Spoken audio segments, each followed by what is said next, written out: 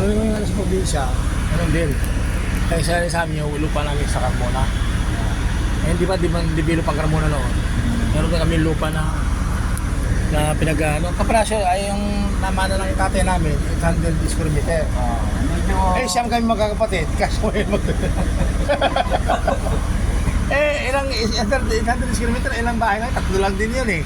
At least kahit paano, meron. Ngayon, yung hindi pa nasa-subdivide, yung mother title, hawak pa rin ng lula namin noon. May namatay ng lula namin, kaya yung mother title hindi na... yung mother title hindi na subdivide, diba? Kumbaga.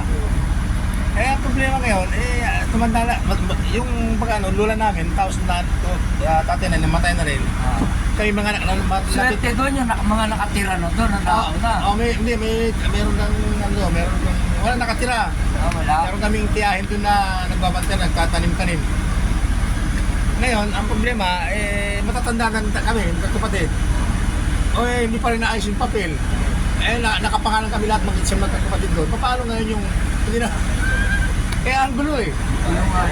Wala kasing mga kasulatan pa. Wala pa eh. Yung kapatid ko nga yung sumunod sa punso. Regular sa Marikina.